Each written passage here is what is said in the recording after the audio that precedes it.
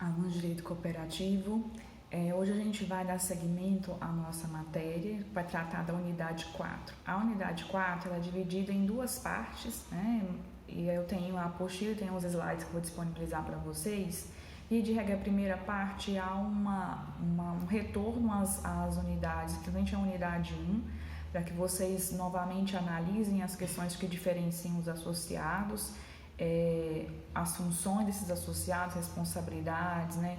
Ele como dono, ele como cliente, ele enquanto prestador de serviço da cooperativa, então traz essas diferenciações.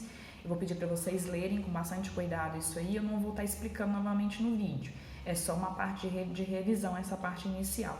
Em sequência, dentro da própria unidade 4, vocês vão ver as distinções, novamente, as distinções entre cooperativas e sociedades mercantis. Então tem um quadro comparativo com todas essas distinções, que na realidade retoma também algumas coisas que a gente já viu na unidade 1, 2 e 3. E aí, em sequência, a gente começa a tratar sobre cooperativa e sociedade anônima. Então, porque a cooperativa e sociedade anônima, elas têm muitas similaridades, mas também tem algumas diferenças, tá? E por que a gente faz essas comparações? Porque, via de regra, quando a gente trata de cooperativas, qualquer doutrina jurídica que trata de cooperativas, também trata das SAs, das sociedades anônimas, aplicando aí, comparando as legislações, porque são muito similares em alguns aspectos, apesar de muitas diferenças com relação a outros aspectos, tá? Então, a gente vai tratar principalmente das diferenças entre as SAs e as cooperativas nesse vídeo de agora, tá? Então, a gente começa tratando sobre as sociedades cooperativas e sociedades anônimas nas suas semelhanças, tá? Que tem algumas, claro, por exemplo, na responsabilidade dos administradores, tá? Então, eu vou aplicar a lei das SAs subsidiariamente na responsabilidade dos administradores e conselheiros no que for aplicável. Isso é um regramento específico que está na lei das sociedades cooperativas, tá? Que se aplica à lei das SAs subsidiariamente, às situações de responsabilidade. Mas também eu tenho, por exemplo, situações que envolvem a cooperativa, por exemplo, a existência de um estatuto social, né? E não de um contrato social. A existência de um livro de matrícula de cooperados, similar a um livro de registro de ações, né? A grande variabilidade do capital das cooperativas também é muito aplicada às SAs, porque a variabilidade de capital nas SAs também é muito grande, mas porque lá existem investimentos, né, nas ações, e as cooperativas pela liberdade, ampla liberdade de entrada e saída de cooperados em razão do princípio da porta aberta, tá? Então, são similaridades que às vezes é muito diferente de outras firmas convencionais, né? De outras firmas capitalistas que na realidade tem um procedimento mais fechado de alteração de quadro societário, por exemplo, e até menor variabilidade aí do capital social da cooperativa ou do capital social da firma mercantil, tá? E nas SAs e nas cooperativas é muito maior essa variabilidade de capital, ok? Agora, com relação às diferenças, tá? A gente começa tratando da expectativa aí com relação ao capital, tá? Porque quando você trata de uma sociedade anônima, você está dizendo que os acionistas e investidores têm uma expectativa de remuneração sobre o capital que estão aplicando. Então, ninguém entra em compra ações, ninguém entra numa sociedade mercantil visando a prestação de serviço que aquela sociedade tem para te dar. Na realidade, as pessoas vão visar o quê? Elas vão visar o lucro. Então, se eu vou colocar lá R$1 milhão em uma empresa como a Magazine Luiza, tá? O que esse investidor quer injetando capital naquela empresa? O retorno financeiro. Então, assim, ele não quer trabalhar junto à SA, ele não quer trabalhar junto à empresa lá, Magazine Luiza. Ele quer, na realidade, o retorno do R$1 milhão que ele investiu naquela empresa, tá? Nas cooperativas é diferente. Quando você busca integralizar qualquer capital junto à cooperativa, você não está buscando remuneração de capital, porque na unidade anterior, inclusive, nós vimos que existem juros fixos sobre essa remuneração do capital.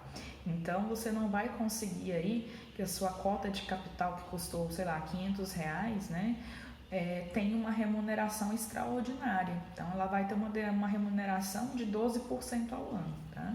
Então, você não entra numa cooperativa buscando remuneração sobre capital integralizado. Você entra numa cooperativa buscando os serviços que aquela cooperativa pode prestar para você, tá? Então, qual é o benefício que ela pode me trazer? Ela pode colocar o meu produto no mercado, ela pode me conceder melhores condições de contratação, né? Colocando o meu serviço no mercado, se for uma cooperativa de trabalho, por exemplo, tá? Ela pode conseguir comprar insumos para a minha produção de forma mais barata, né? Ou se for uma cooperativa de consumo.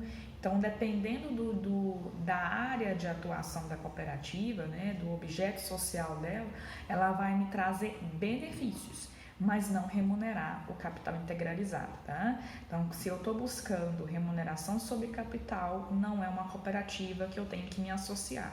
A cooperativa ela é feita para prestar serviço aos associados, lá no artigo 3º da Lei 5764, que é a Lei Geral de Cooperativas. Então, ela é um empreendimento completamente diferente das sociedades anônimas, tá?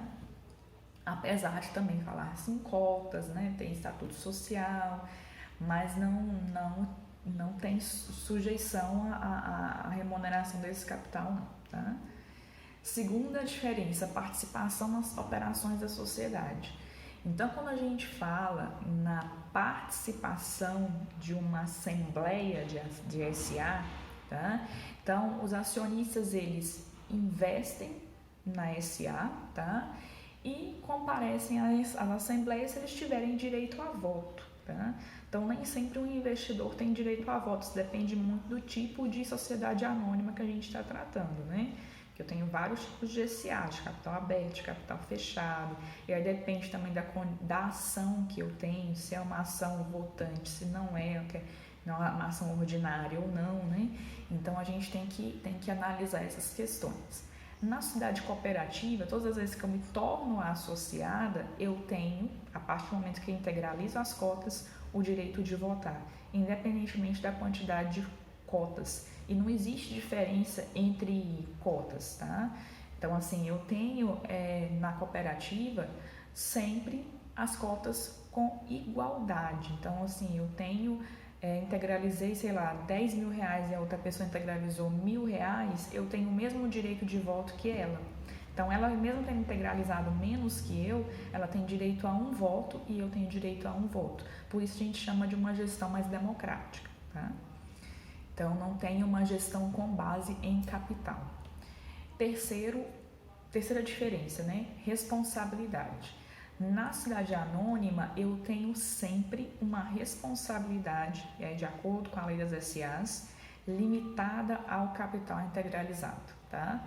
Agora, na sociedade cooperativa, isso vai depender do tipo de responsabilidade adotado. Se é uma cooperativa de responsabilidade limitada ou ilimitada, tá? Então, depende do que dispuser o estatuto. Então, na SA eu tenho sempre responsabilidade limitada, nas cooperativas eu tenho responsabilidade limitada ou ilimitada, conforme dispuser o estatuto, tá? Quarto ponto, distribuição de resultados. E aí a gente vai remeter lá no início com relação à remuneração do capital também, tá? Quando a gente fala em distribuição de resultados nas SAs, nas sociedades anônimas, a gente está dizendo em distribuição de lucros. E distribuição de lucros nas sociedades anônimas é proporcional ao capital que você tem de investimento. Então, o retorno é calculado com base na sua participação societária, valores monetários, tá?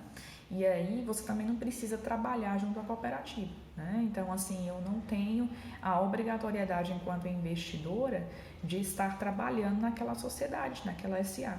Nas cooperativas, não. Nas cooperativas eu tenho que trabalhar, tá? Para poder efetivamente ter um rateio ao final, né? Das sobras, né? Dos resultados em meu benefício, tá? Então, os resultados das cooperativas, né? Nós já estudamos isso aula passada, com base no trabalho que foi realizado. Então, quem não trabalhou não terá participação nos resultados aí do exercício, tá? Quinto ponto, diferença entre SAs e sociedade cooperativa é o direito de voto. Então, remete também à participação nas operações da sociedade, tá? Quando a gente fala nas SAs, o direito de voto é com base no tipo de ação que você tem. Então, na sociedade anônima, eu tenho aí as ações preferenciais e as ações ordinárias. As ações preferenciais são aquelas que não conferem direito de voto, tá? E a ação ordinária, ou seja, quando você compra ações ordinárias, você já tem direito de voto. Isso depende muito do estatuto da SA, tá? Então, eu tenho aí, às vezes eu tenho SAs que têm ações ordinárias, só ações ordinárias, outras eu tenho ações ordinárias e preferenciais, e etc. Via de regra, são esses dois tipos de ações, mas não são só esses dois tipos de ações existentes, tá? É bom a gente deixar bem claro. Mas, em regra, são esses dois tipos, preferenciais e ordinários. Uns têm direito a voto e outros não, tá? E aí eu tenho que ver também as questões que envolvem aí, né, estatutárias relacionadas ao direito de voto nas assembleias das SAs. Nas cooperativas é mais simples, então, como a gente disse no início, quem tem o direito de voto é quem integralizou, quem está atuando junto à cooperativa, quem está ativo, trabalhando, tá? E nas cooperativas, cada cooperado tem direito a um voto, independentemente das suas cotas de capital, tá? Do que ele tem de capital integralizado. Ou se ele também não tem nada, mas foi aceito enquanto cooperado. Isso também depende do estatuto, essa questão de associação. Mas a partir do momento que ele é associado e está em dia com os seus deveres junto à cooperativa, né, ele tem o direito de voto, sim, e de voto igualitário. A participação, né, nas assembleias é democrática, tá? E a gente finaliza a questão relacionada às diferenças entre as SAs e as sociedades cooperativas e passa um pouquinho a falar sobre a responsabilidade dos associados, tá? Nos slides está escrito direito e responsabilidade dos associados. Direito eu não vou falar muito porque é básico, a partir do momento que você tem a sociedade, o direito de se estar filiado a ela, porque foi aceito naquela sociedade cooperativa, você tem direitos inerentes a usufruir dos serviços, né, e etc., deveres também a serem cumpridos, e isso vai ser de acordo com cada estatuto social, com cada objeto da cooperativa, tá? Então, esses direitos e deveres são muito similares. E aí, com relação à responsabilidade, é muito importante a gente relembrar, como eu disse anteriormente, aqui quando a gente está tratando da diferença entre as sociedades anônimas e sociedades cooperativas, que nas SAs sempre terá responsabilidade limitada ao capital integralizado. Então, os acionistas não têm outro tipo de responsabilidade que não seja limitada, tá? Nas cooperativas depende muito do que foi acordado dentro do estatuto, né, social, do que está descrito no estatuto social. Então, pode ser de responsabilidade limitada ou ilimitada. Dito isso, aí eu tenho algumas regras que têm que ser seguidas, né, de acordo com as legislações que se aplicam às sociedades em geral. E aí, quando a gente delineia a responsabilidade limitada ou ilimitada, tem que se obedecer o artigo 11 e 12 da Lei 5764 de 71, tá? Sendo que isso aí, essa abrangência da responsabilidade limitada ou ilimitada, ela existe enquanto eu tenho aí a prática de atos lícitos, tá? Então, sempre que eu estiver tratando de atos de comércio comuns, né, de transações normais, onde não tem nenhum ilícito configurado nessas transações, eu tenho efetivamente a aplicação da regra que está determinada no Estatuto Social da Cooperativa. Eu vou obedecer às regras de responsabilidade limitada e ilimitada.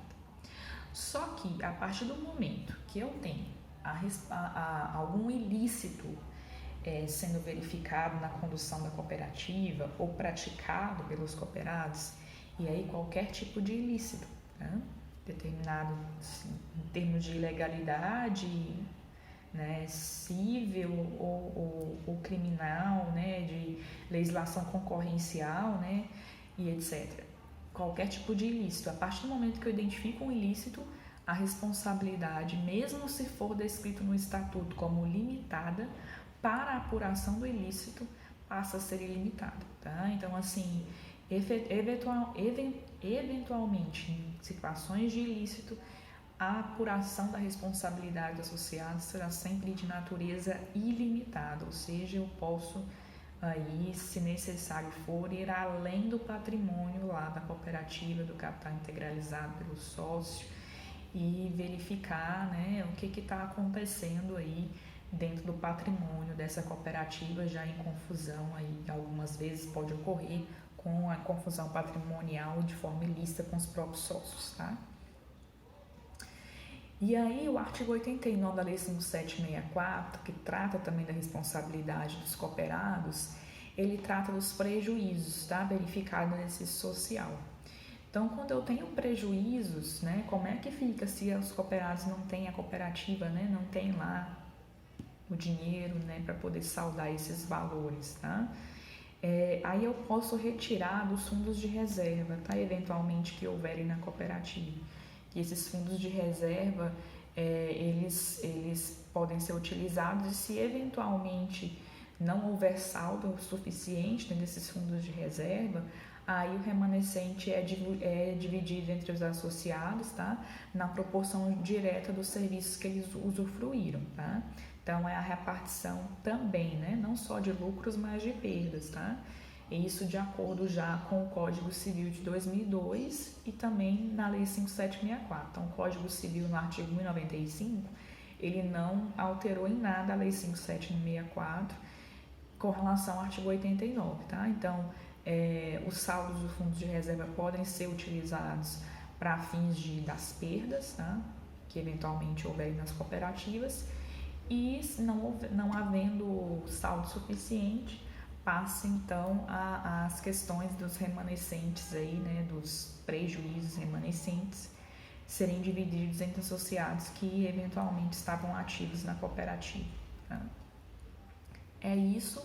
Então, a gente finalizou essa parte, principalmente de responsabilidade, associados e diferença entre sociedade anônimas e sociedade cooperativa. Claro que existem outras diferenças, mas essas são as principais, as mais substanciais aí, e eu vou deixar os slides para vocês darem uma analisada. O próximo vídeo a gente vai tratar aí das características de dissolução das cooperativas. A gente grava 2 vídeos hoje, né, para vocês estudarem, para não ficar muito pesado também, muita coisa num vídeo só, tá? É isso.